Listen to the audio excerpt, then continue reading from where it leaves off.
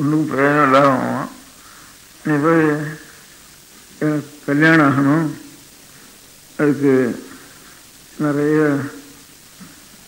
வந்து பணம் வேணும், எனக்கு பணம் இவர் இன்சூரன்ஸ் வாங்கி தான் சாப்பிட்டு இருந்தார் இந்த வேதாந்த தேசிகங்கிறது. அவர் என்ன பண்ண முடியாது, நீ எல்லாம் இவ்வளோ மகா வியாபாரம் ஆக்கிற, எனக்கு நிறைய இத்தனை பவுன் இருந்தால் தான் கல்யாணம் பண்ணிக்கிறேன்னு சொல்கிறா. என்ன ஒரு இத்தனை பவுன் கொடுத்தா தான் பொண்ணு கொடுக்குறேங்கிறா. அதனால அத்தனை தங்கம் கொடுங்க எனக்கு, எல்லா காரியத்தையும் செய்யறதுக்கு சக்தி உள்ளவர்னு சொல்கிறாள் என்று ஆரோ சில அசை உள்ளவா அவரிடத்துல போய் கிளப்பி விட்டாள் கலி பிரம்மச்சாரி ஒருத்தனை.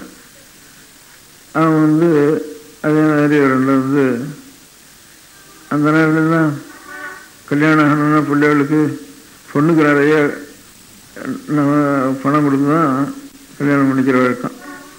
இப்போ தான் பெண்களுக்கு ரொம்ப சிரமப்படுறது, எத்தனையோ ஆயிரக்கணக்கில் கொடுத்தா கூட பிள்ளை விட மாட்டேங்கிறது. இந்த மாறுதலாக இருக்குது. நமக்கு தெரிஞ்சு ஒரு 100 வருஷத்துக்கு ஒரு 50-60 வருஷத்துக்கு வந்து கூட பொண்ணுக்கு பணம் கொடுத்துட்டு நமக்கே தெரியும். இது நான் சொல்றது 600 வருஷத்துக்கு ஆச்சு, 600 வருஷத்துக்கு முந்தினது. அப்போ நிச்சயமா அதுலேயும் ஒன்றும் யோகியதை இல்லாதது எனக்குன்னா ரொம்ப ஜாஸ்தி பணம் கொடுக்கணும்.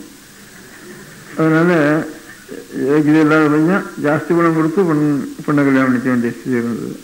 என்ன அபிப்பிராயம், இந்த சரீரத்தினால உழைப்பு ஜனங்கள் எப்போ குறைச்சுட்டாலோ அந்த காலத்துல இருந்துதான் பெண்கள் ஜாஸ்தியா பிறக்கிறதும் ஆண் குழந்தைகள் குறைச்சலாயும் பெண் குழந்தைகள் ஜாஸ்தியாகவும் பிறக்கிறதுனாலதான் ஆண் குழந்தைகள் குறைச்சலா இருக்கிறதுனால பெண்கள் வந்து அதிகமா இருக்கிறதுனால இவள் எப்படியாவது கொண்டு ஒரு பையனை கொடுக்கணும்ட்டு ஆணா பிறந்தவளுக்கு கிராக்கி ஏற்பட்டு, கிராக்கின்னா சாமான் குறைச்சலா இருக்கிறதுனா கிராக்கின்னு வேறு.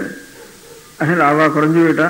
ஆண் தனியாக பிறக்கிறதுனா பொண்ணு ஜாஸ்தியா பிறக்கிறது, ஆண் குறைச்சலா பிறக்கிறது உலகத்துல. அப்போ இது ஒரு பங்கு 2.5 பங்கு அல்லது ஒரு பங்கு 2 பங்கு வருதுதானே, எப்படியாவது ஒரு குழந்தைக்கு கொண்டு போய் கொடுக்க வேண்டிய அவசியம் இருக்கிறதுன்னு இருந்ததுன்னா அப்போ அவன் வந்தப்போ பணம் கேட்குறான்.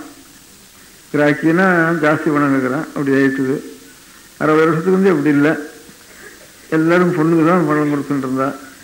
அப்போ பொண்ணு குறைச்சலா இருந்தது, ஆண் பிள்ளைகள் ஜாஸ்தியா இருந்தது. இப்போ இந்த பொண்ணு ஜாஸ்தியா பிறக்கிறது ஆரம்பத்தில் நோக்கணும்னா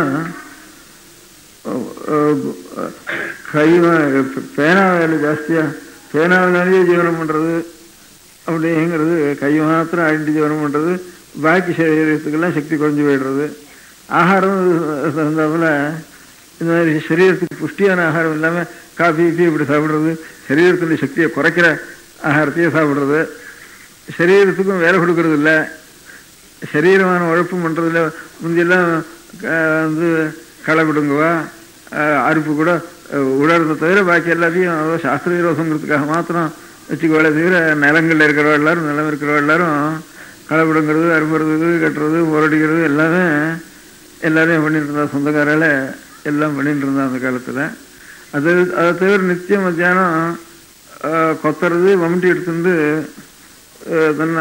தென்னந்தோப்பெல்லாம் கொத்துறது, கொஞ்சம் ஒரு மணி நேரமாவது மம்முட்டி எடுத்துட்டு வேலை செய்யாமல் இருக்க மாட்டா. நல்ல சிஷ்டாலயம், நல்ல உபாசனா விஷயம் பண்ணுற எல்லாரும் கூட நான் பார்த்துருக்கேன், நானே பார்த்துருக்கேன். 85 வயசில் நான் பார்க்கறது 85 வயசுக்காராக தான் இப்படி பண்ணிட்டு இருக்கான். அதுக்கு கீழே இருக்கிற வயசுக்காராக அப்படி பண்ணலை, அடுத்த தலைவரில். இந்த மாதிரி சரீரத்தினால வேண்டிய காரியம் நித்தியம் கொஞ்ச நாள் பண்ணுறது, சரீரத்தினுடைய புஷ்டியினால் ஆகாரம் கொடுக்கறதே சரீரத்துக்கு ஒரு துர்பலத்தையும் உற்சாகத்தையும், துர்பலத்துக்கு பண்ணி உற்சாகத்தை கொடுக்க முடியானது இந்த காஃபி இந்த மாதிரி ஆகாரங்கள்.